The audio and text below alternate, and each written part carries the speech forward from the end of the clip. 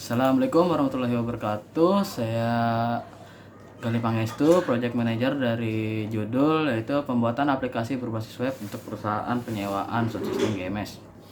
Di sini saya akan menjelaskan nomor 1 dari tugas besar, yaitu berdasarkan pengalaman Anda mengerjakan proyek berbasis RAD yang telah atau sedang Anda lakukan. Tuliskanlah berbentuk makalah tentang konsep dasar dan metodologi terkait dengan pengembangan aplikasi berbasis Rapid. Jawaban Anda di sini adalah presentasi makalah secara keseluruhan dari tahap awal sampai akhir. Jadi saya sudah menyiapkan makalahnya, yaitu seperti ini. Nah, ini udah makalah komplit ya. Jadi kita lanjut ke bab 2 aja, yaitu hasil dan bab 2 aja, yaitu tinjauan pustaka. Oke. Tinjauan pustakanya ada di sini. Konsep dasar dan metodologi RAD ini sudah saya ringkas, sudah saya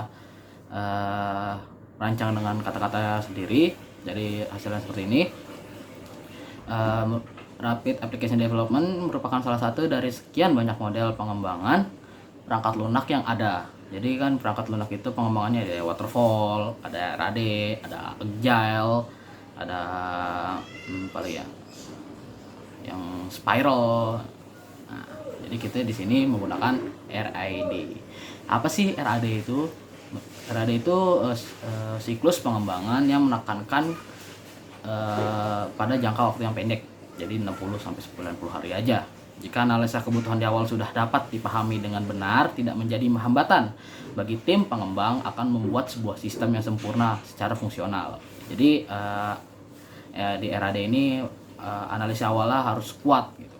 Tapi ya ntar walaupun analisanya belum terlalu kuat, tapi yang jelas tuh udah dipahami di awal itu tuh. Jadi walaupun emang belum terlalu jelas, tapi udah pasti tahu itu tujuannya akan kemana.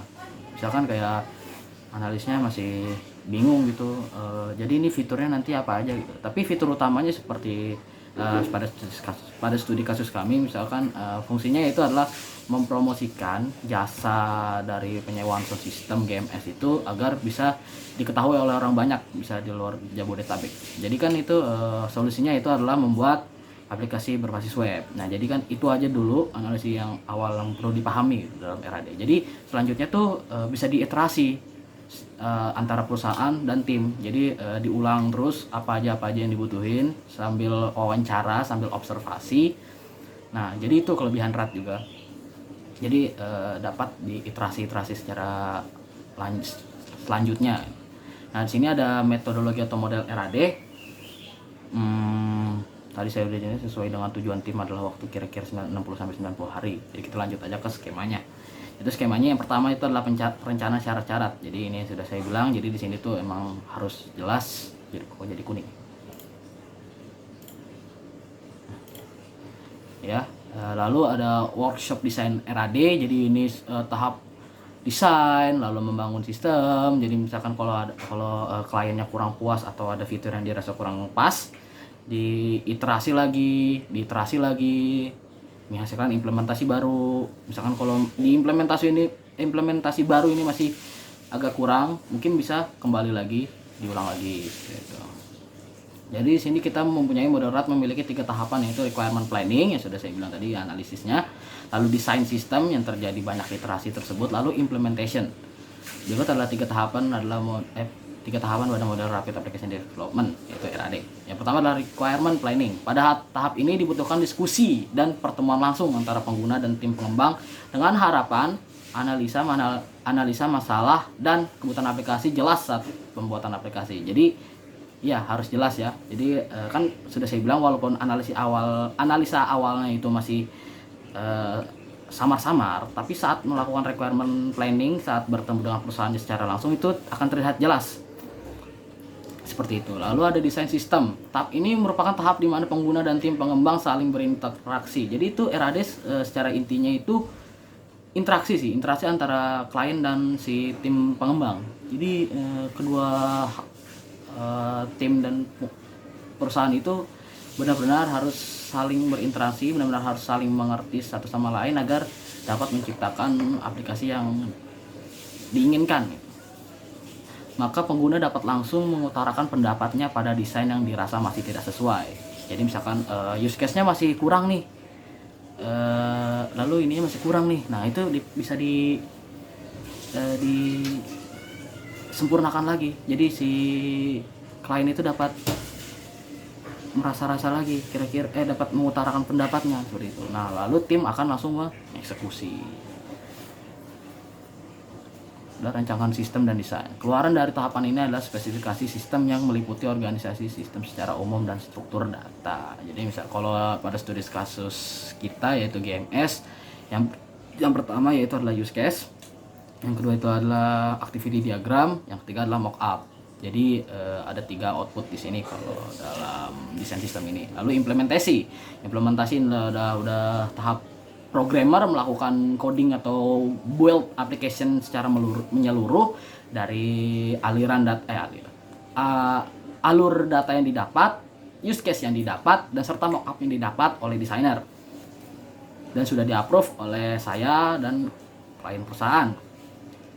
Lalu saya akan jelaskan sedikit. Pada tahap ini adalah desain dan alur sistem yang sudah disetujui oleh pengguna dengan tim analis akan dimulai dibangun oleh programmer yang sudah saya bilang tadi.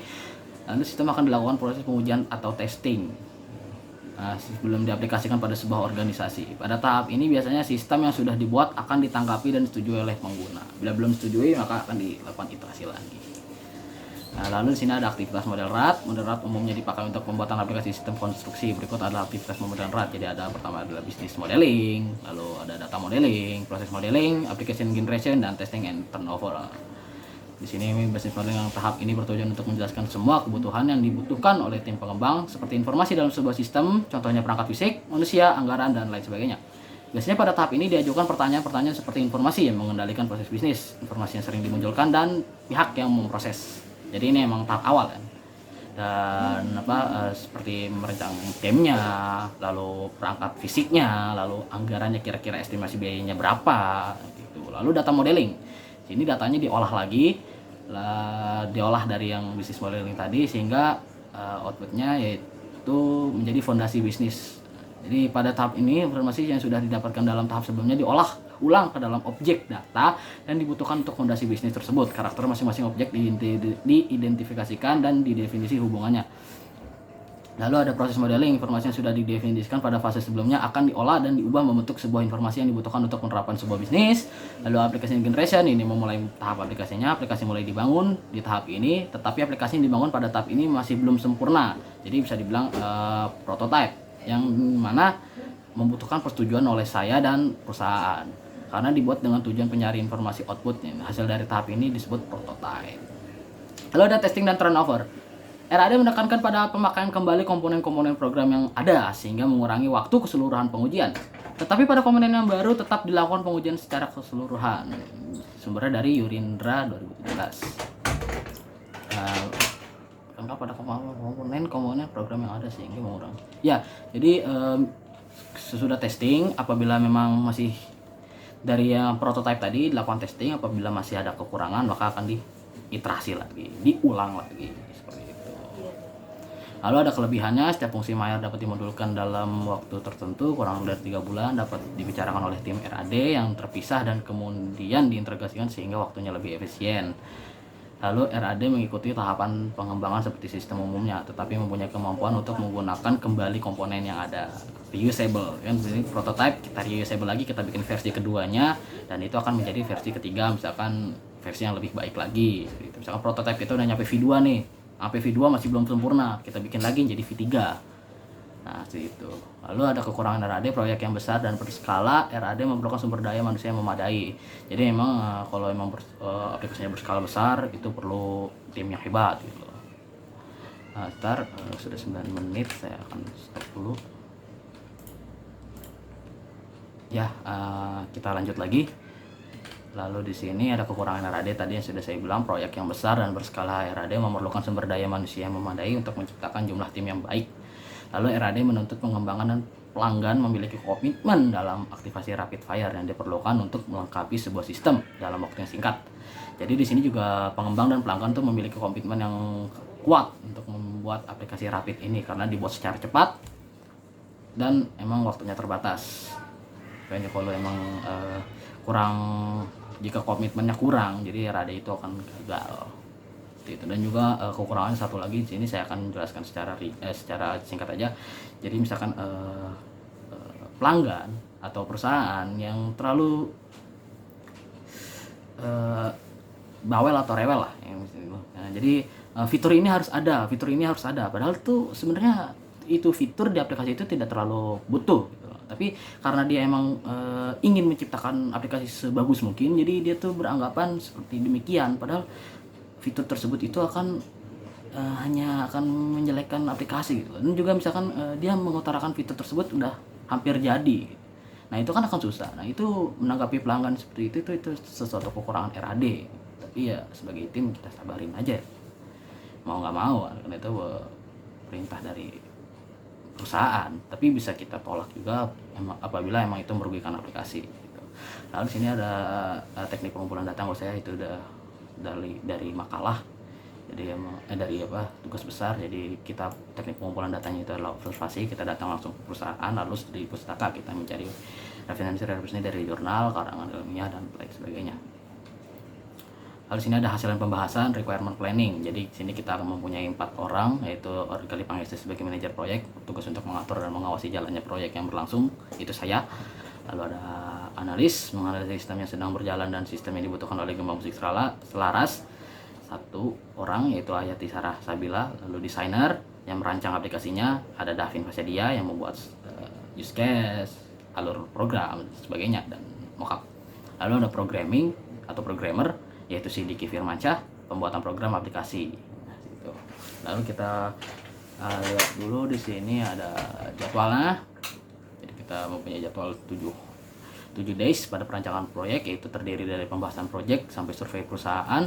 Ini sudah kita lewati dari tanggal 3 Maret tanggal 5 Maret itu sudah berlalu ya, sampai 13 Maret ya sudah berlalu. Lalu di sini ada proses analisa masalah dari tanggal 11 Maret sampai tanggal 23, itu juga sudah berlalu, itu juga sudah punya.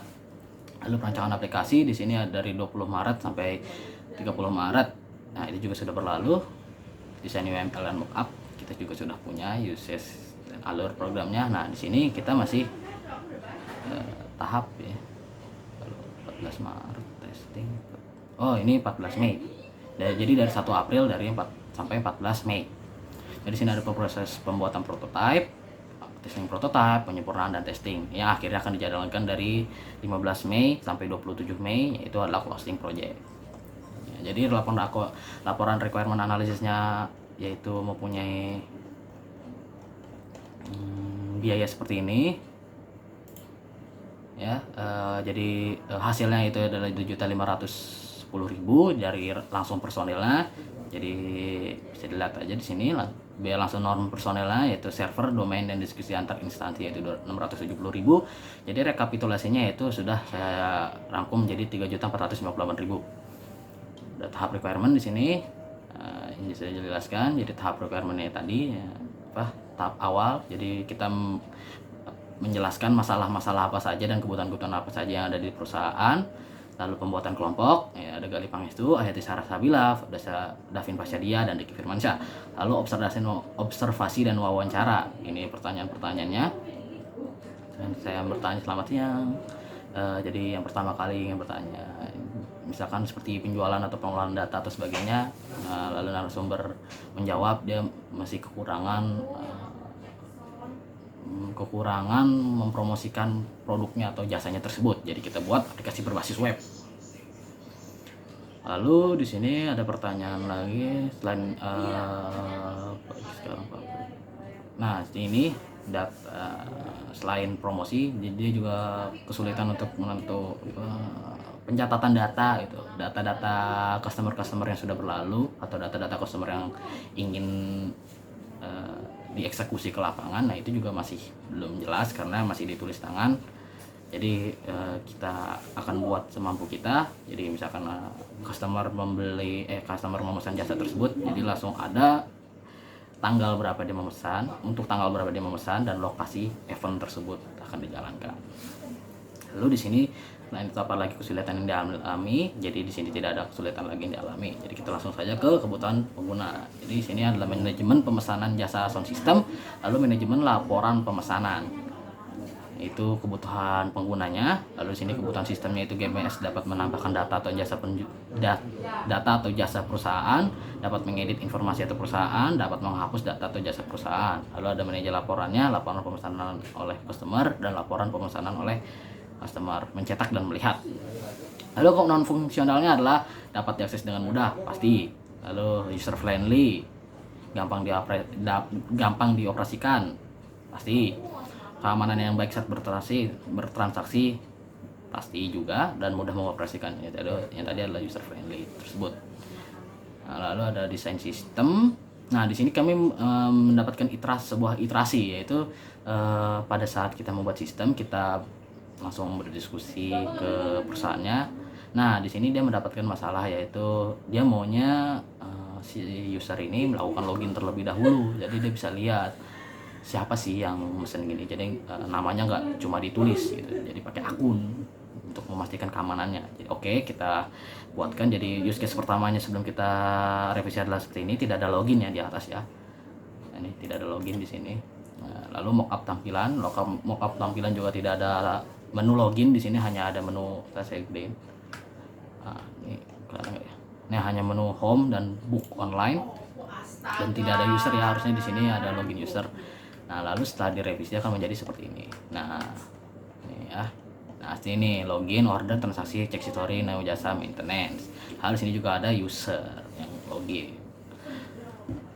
Lalu kita ke, nah ini alurnya dari open aplikasi, login, apa sudah punya akun, nanti akan di authorize. Lalu kalau misalkan iya, ya udah langsung ke sini, pilih jasa pelayanan, order, transaksi, konfirmasi transaksi, tampilan total transaksi, melakukan pembayaran dan konfirmasi pembayaran.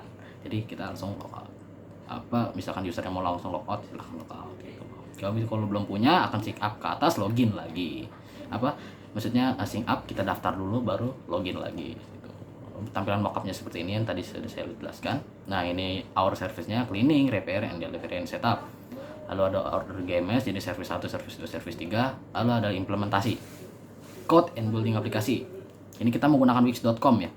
Wix.com. Jadi sini kita buat akun dulu, lalu membuat seperti ini. Nanti akan saya jelaskan di tutorial tools di menit 30 atau menit apa. Kita lihat aja. Lalu di sini ada plus new blog online. Nah, ini ntar akan saya jelaskan aja. Lalu instalasinya gampang, tinggal sign in ke akun yang sudah kita buat, lalu menampilkannya gitu. Nah, mungkin itu saja yang dapat saya sampaikan di tahapan pertama ini. Jadi langsung saja ke video berikutnya, sudah saya siapkan.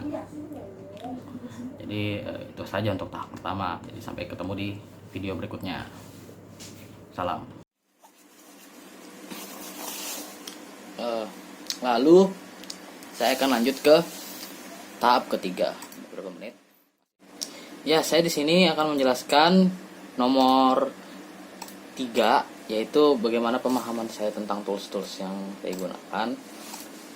Jelaskan yang telah Anda ketahui atau yang telah Anda lakukan sebagai pengetahuan terkait dengan tools yang digunakan dalam pengembangan aplikasi berbasis Rapid yang sedang Anda lakukan. Jadi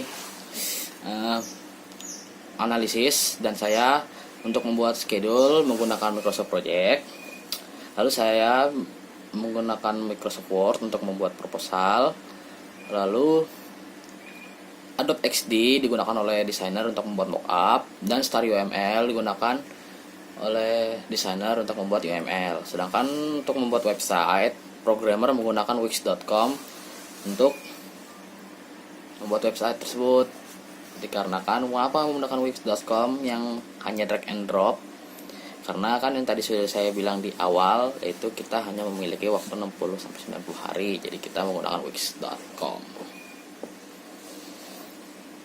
Nah, saya di sini akan mendemonstrasikan tools tersebut. Untuk Microsoft Word tidak saya demonstrasikan karena sudah terlalu sering dipakai oleh Anda maupun saya. Ini juga sudah terlalu populer in. Masa saya jelaskan. Jadi saya akan jelaskan ke cara buat schedule di Microsoft Project. Nah, ini saya gunakan untuk membuat schedule. Nah, ini laporan schedule dari analisis saya dan saya sendiri. Itu di sini ada perencanaan proyek, proses analisis masalah, perancangan aplikasi, pembuatan aplikasi, dan closing. Bagaimana cara membuat ini? Mudah. Kita hanya perlu menganalisa ini semua. Ini berbeda-beda tergantung masalah yang Anda sedang hadapi. Jadi kalau saya perencanaan proyek, saya membutuhkan pembahasan proyek, jadi saya berdiskusi dengan tim pengembang saya selama 3 hari, lalu survei proposal selama 4 hari. Nah, ini juga pokoknya ini tergantung studi kasus Anda. Ini akan berbeda setiap manajer proyek. Ini akan berbeda. Nah, ini pemikiran saya seperti ini. Jadi saya sudah punya kopiannya di Microsoft Word. Lalu kita salin saja.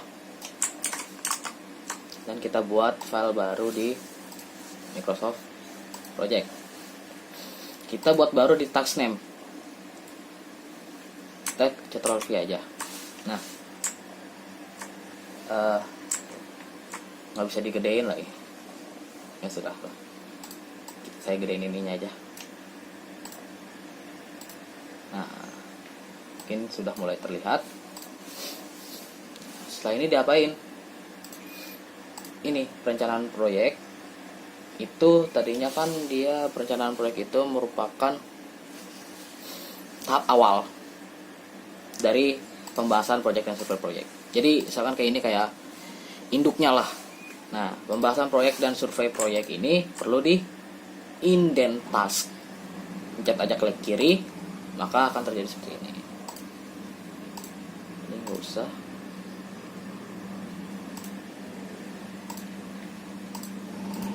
Ini ke kanan.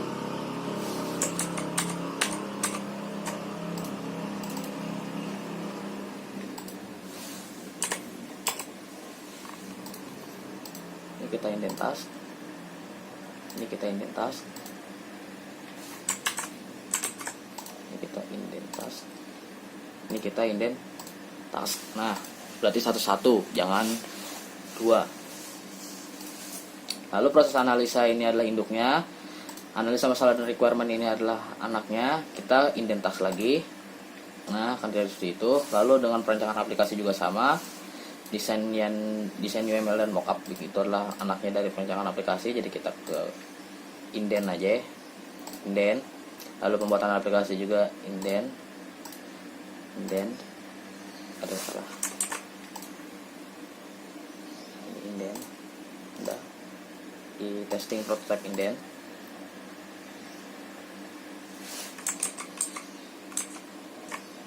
Salah. Indent.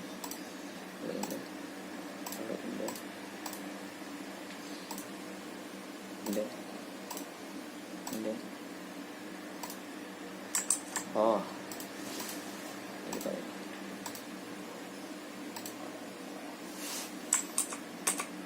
ada kesalahan.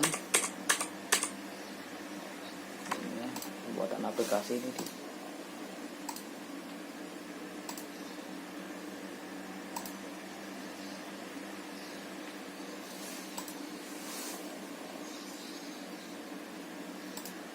Nah, penyimpanan di indent. Testing di indent,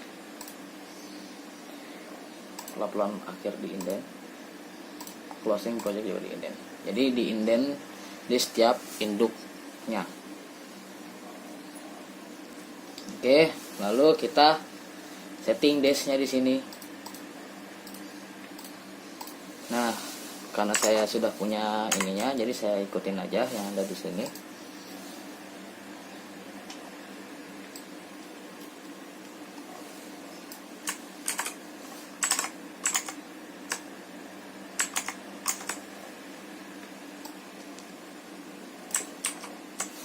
Itu untuk ininya juga saya copy aja.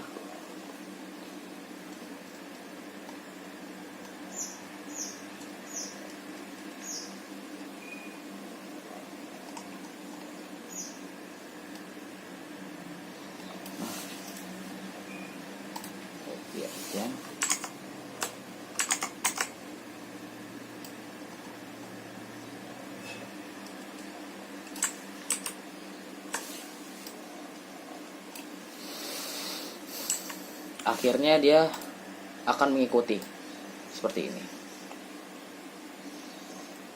Akhirnya dia akan mengikuti seperti ini. Jadi project kita yang kita jalankan dari tanggal 5 bulan 3, apakah sama? Ini sebelah sama ya, 35/2020, 35/2020 ya. Selesainya juga pada tanggal 27 Mei. Kita lihat selesainya juga di sini adalah tanggal 27 Mei. Gimana cara nyeting tanggal dan hari? Jadi saya akan contohkan satu di sini. Ya kan, ini perancangan projectnya itu Anda ingin 4 hari. Jadi setting 4 hari. Lalu di tanggal mulainya misalkan Anda mulai dari 6 Maret. 6 Maret, berarti ketika di sini 6 Maret, maka di belakangnya akan menyesuaikan, yaitu berhenti di 11 Maret. Karena project ini dia ngambil libur 2 hari, jadi jangan kaget bila ada tenggang waktu berlebih, karena Sabtu dan Minggu sudah disetting auto libur oleh projectnya.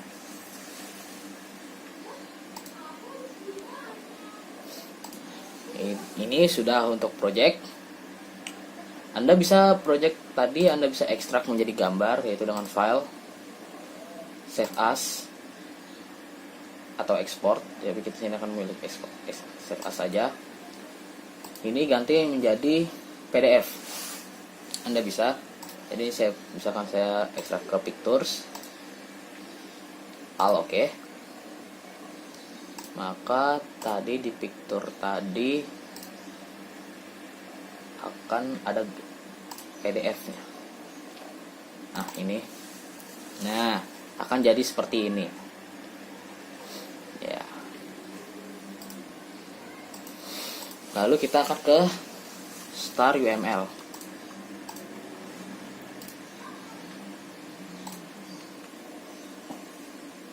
Star UML. Sini saya akan membuat use case dan activity-nya tidak akan terlalu sesuai dengan project saya, karena saya hanya akan mendemonstrasikan cara membuatnya, bukan membuat secara keseluruhan. Bila saya membuat secara keseluruhan itu akan memakan waktu yang sangat lama. Jadi di sini adalah ada model, kita add diagram, karena kita ingin kita buat adalah use case dengan kelas diagram, maka di sini kita buat use case. Dan di sini kita tambahkan model.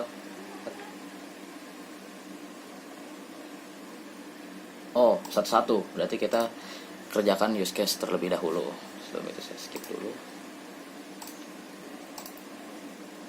Ya, kita akan membuat use case terlebih dahulu. Use case di sini kita mempunyai aktor, tapi terlebih dahulu kita akan menggunakan use case subject terlebih dahulu. Ini bisa dibesarkan, bisa. Ini adalah aplikasinya. Kita kasih nama aplikasi GMS. Maka di sini ada aktor, user atau pelanggan GMS.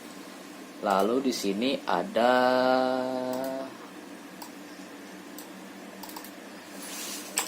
GMS, seperti itu. Misalkan di sini ada use case, yaitu use case login. Lalu di sini misalkan ada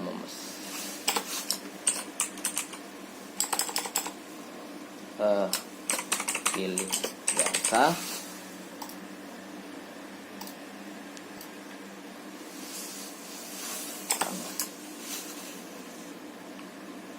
Order.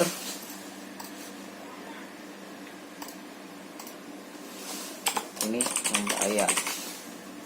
Nah, ini kita delete aja.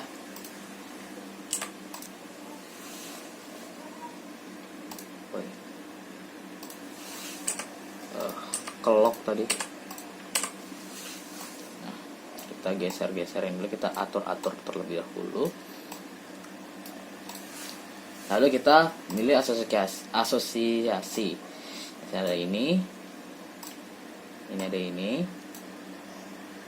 ke sini,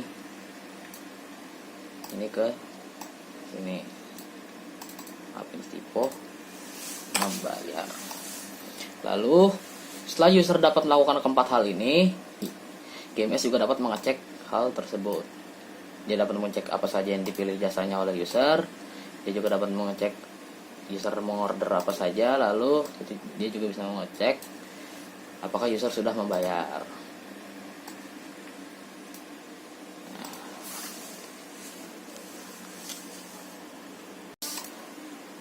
Berikutnya saya akan menjelaskan tentang cara pembuatan activity diagram melalui Star UML.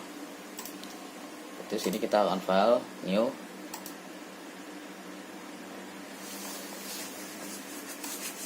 file model at diagrams, activity diagram. Setelah activity diagram, kita akan swim lane 3 kali. Yaps. Di sini tidak akan saya buat sebagus atau semirip yang ada di desain ya. Saya cuma hanya mendemonstrasikan bagaimana cara membuat activity di Star UML ini. User system GMS. Jadi di sini ada inisial yang dimana akan menandakan semuanya berjalan, semuanya star. Lalu di sini ada action. Di sini kita isi sebagai pemilihan jasa. Di sini saya langsung lompat ke pemilihan jasa karena kan kalau saya mulai dari login itu akan banyak dan akan sedikit memakan waktu.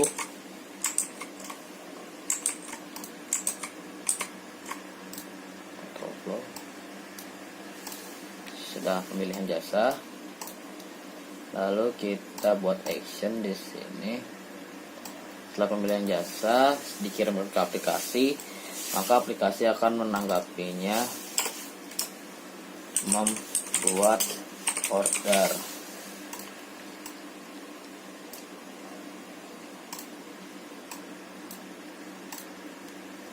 Setelah membuat order, maka akan dikirim lagi ke user. Dan user akan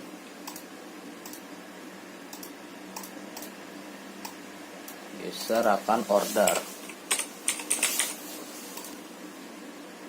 seperti ini, tarik ya. Lalu setelah ini user akan transaksi.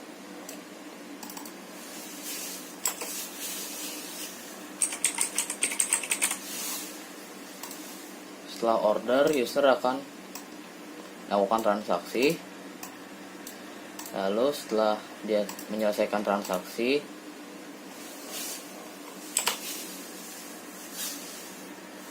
maka di sini akan konfirmasi transaksi.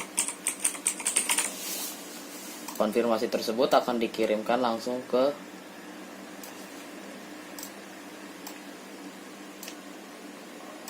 GMS.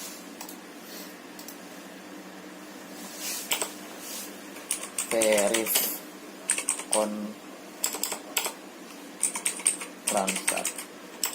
transaksi diterima misalkan.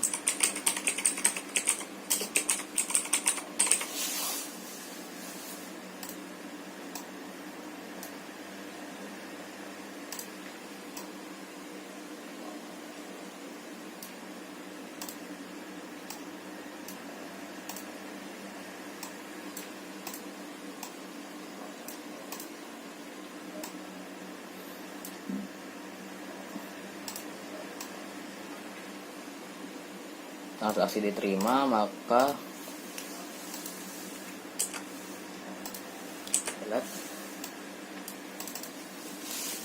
sistem akan mengirimkan lagi, yaitu berupa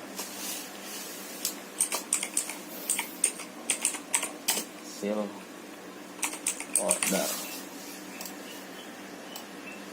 Maka sudah berhasil order karena transaksi sudah diterima oleh GMS. berhasil order, user,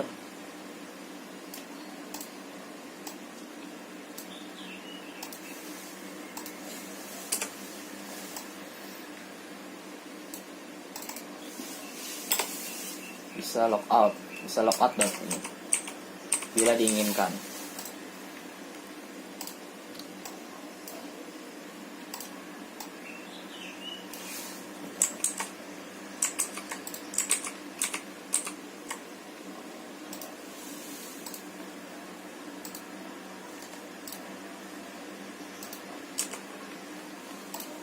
Bisa logout yang diinginkan. Setelah itu final yang menandakan bahwa semuanya sudah selesai. Ini adalah contohnya.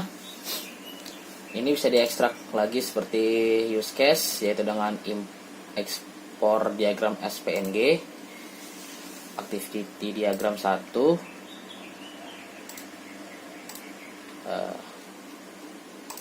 sini aja di dokumen.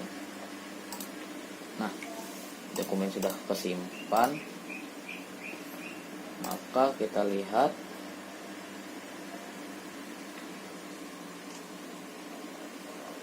nih, maka akan seperti ini. Ini bila dilihat dari pane akan menjadi seperti ini. Ini saya akan mencontohkan cara pembuatan mockup. Tapi di sini saya hanya akan membuatkan satu mockup saja, karena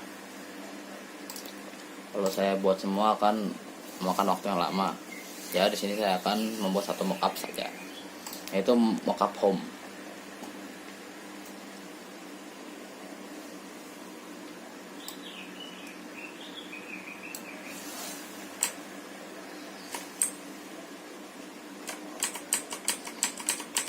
Kita buat new, yaitu web.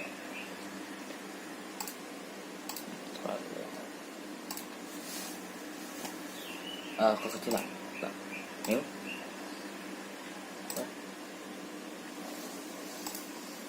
Ternyata memang seperti ini.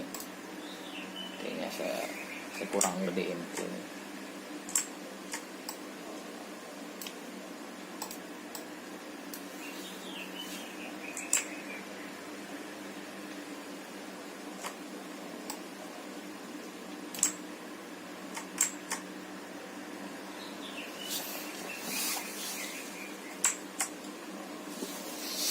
Nah, pada saat ini kita akan memilih rectangle. Ini kita klik, kita akan tarik garis ini sampai full. Gak apa-apa yang di pinggiran sana belum full, kita bisa tarik seperti ini. Nah,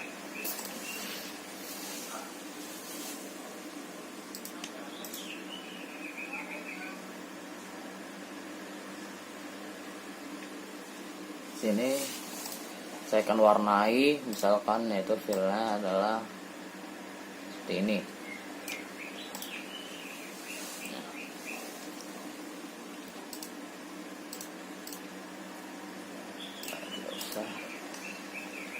Fix position, biar fix, kita kunci.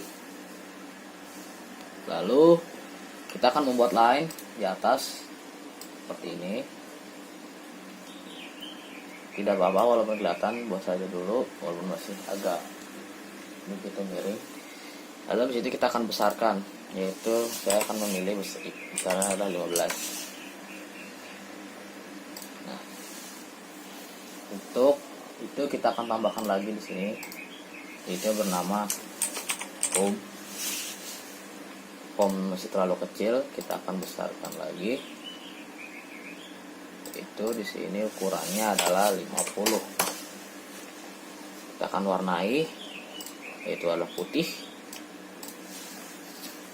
dan di sebelahnya ada book online.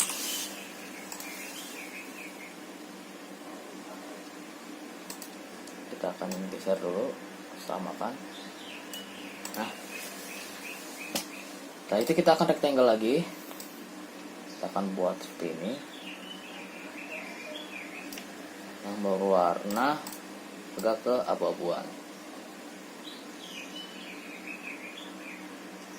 Ini ya. Kita akan perbesar sedikit. Itu di sini akan ada tulisan Gema Musik Selaras. Kita akan enter, kita akan perbesar sedikit menjadi 60 72. Nah, oke. Ini bisa kita geser agak ke tengah seperti ini. Yang samping ini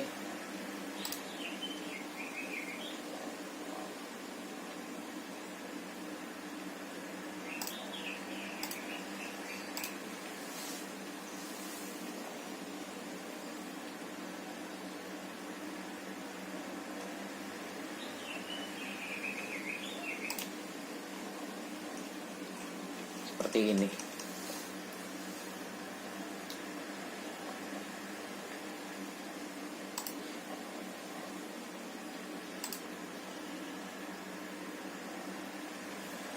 Sudah 4 menit. Misalkan kita di sini akan mengambil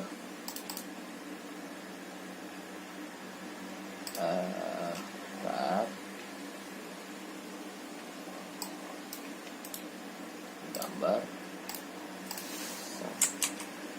Nah, bahkan ini yang gambar akan saya pilih kan seperti ini. Itu mockup pertama saya. Atau kita bisa ganti ini menjadi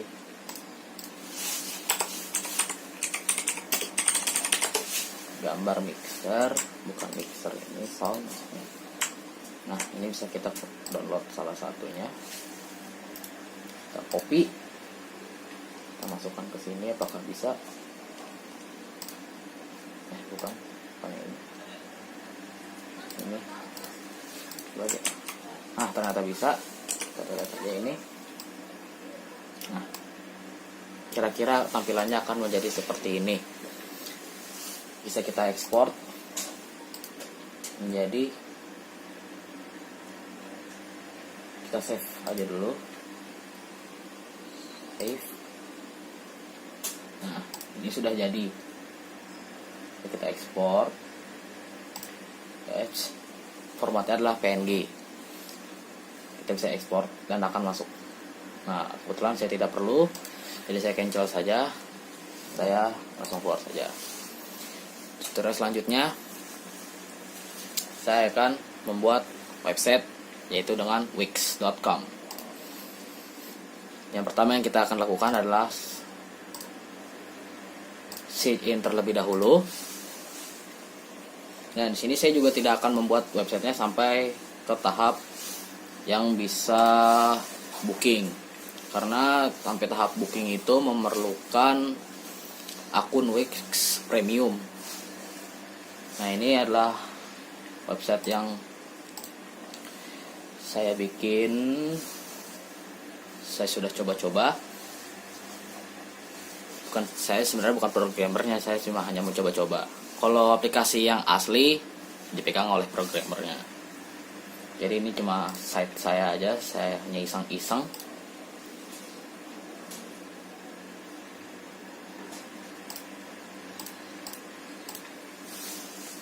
Kita edit, kita coba lihat.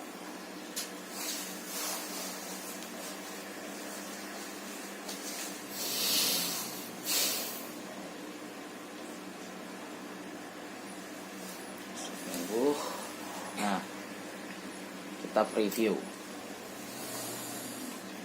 Ini adalah website yang sudah saya buat tadi pagi. Saya iseng-iseng. Dan servisnya seperti ini. Paket pernikahan. Untuk membuat seperti ini, saya membutuhkan akun Wix. Tadi saya loginnya memakai Facebook, karena saya sudah login pakai Facebook. Jadi silahkan bila Anda ingin membuat, login aja dari Facebook atau login aja dari Google. Lalu setelah Anda login, create new site. Lalu Anda akan ditanyai beberapa pertanyaan seperti ini. Saya ingin buat usaha apa? Saya ingin bisnis.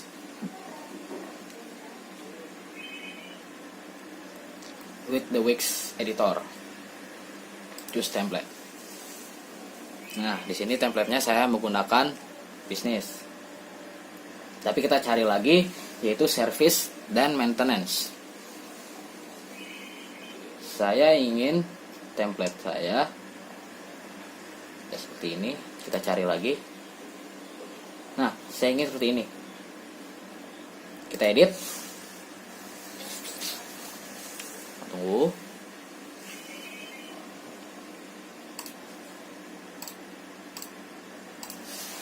Kita akan tunggu. Nah, ini tinggal kita edit. Siapa editnya? Saya akan contohkan. Sedangkan ini saja. Kita preview dulu. Seperti ini ya, yang akan kita edit. Nanti yang akan kita edit menjadi punya kita. Back to editor. Ini bisa kita edit menjadi game musik selaras. Ini bisa kita ganti. Kita ganti, akan kita cari sound.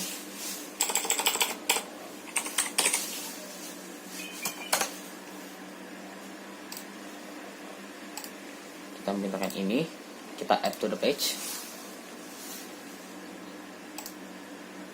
Maka sudah berubah.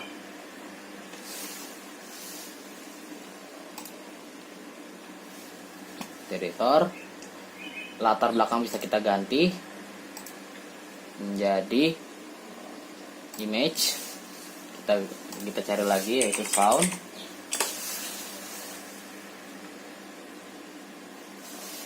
Ini kita akan mengambil yang ini, change background. Maka backgroundnya akan seperti ini. Dan ini juga bisa kita ganti gambarnya yang di kanan, change column. Kita ganti lagi menjadi, kali ini kita akan mengambil speaker.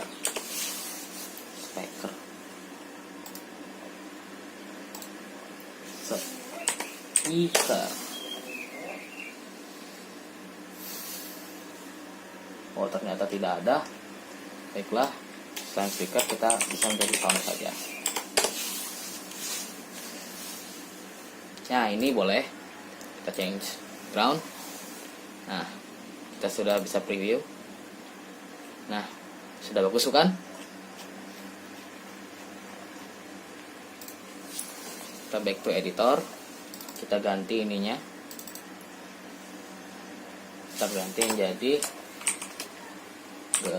musik selaras. Ininya adalah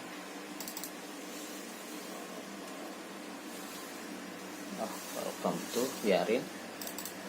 Ininya kita ganti jadi penyewaan alat musik, alat sound system. Nah, coba kita preview. Penyewaan alat sound system, gema musik selaras. Ya, bagus. Ini setelah itu yang bawahnya juga sama seperti itu juga, kita edit aja. Jadi saya akan mengasih tahu Anda setelah edit seperti ini, ke bawahnya pasti Anda bisa mengeditnya lagi.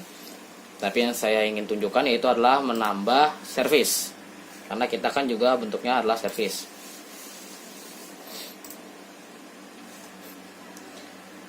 Service di sini kita bisa ganti. Nanti ini schedule maintenance. Kita lagi ngeload.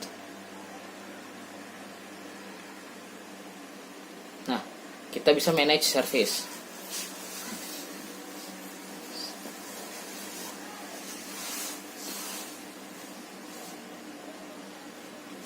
Sini kita bisa mengubah, misalkan schedule maintenance ini kita ubah menjadi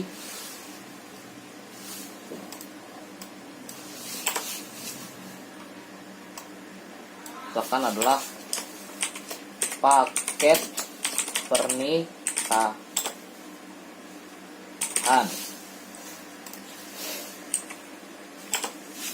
Salah di sini. Include alat sound system serta soundman. Dengan paket pernikahan, paket hajatan. Kalau hajatan kan bisa sunatan atau bisa pernikahan. Itu kita save. Kita bisa menambahkan foto. Sekarang kita ingin cari. Sekarang kita ingin jadi soundman. Nah, ada kebetulan ada. Kita save.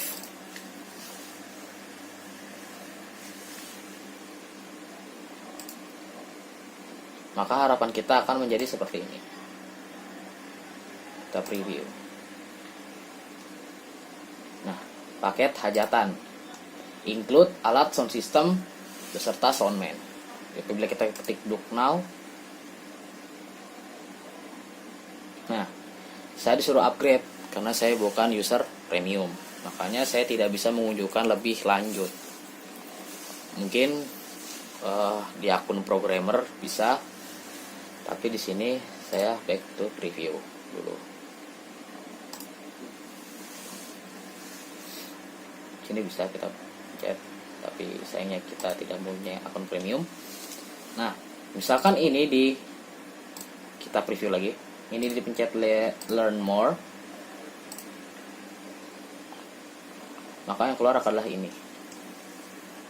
Book online, paket hajatan 1 jam 30 menit. Seperti itu. Untuk selanjutnya, mungkin itu saja yang bisa saya tunjukkan. Misalkan kalau kita ingin website kita online, kita tinggal publish. Misalkan ini sudah fix, kita ingin luncurkan keluar, bisa kita publish. Nah, kita pencet view site. Ini adalah website kita yang sudah jadi. Itu. Dari Gema Musik Selaras. Servisnya sudah ada paket hajatan. Kita bisa di learn more. Nah, ini contoh pembuatan website. Saya tidak buat misalkan di edit about atau kontak. Soalnya itu sudah seperti yang di sini. Kita tinggal mencet saja apa yang ingin kita edit, selesai. Hanya seperti itu. Yang tidak bisa saya tunjukkan adalah cara mengatur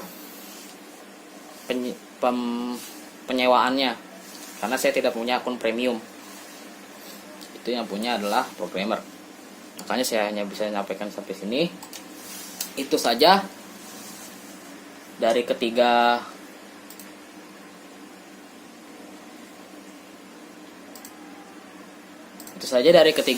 pertanyaan yang sudah saya jawab. Kurang lebihnya mohon maaf. Assalamualaikum warahmatullahi wabarakatuh.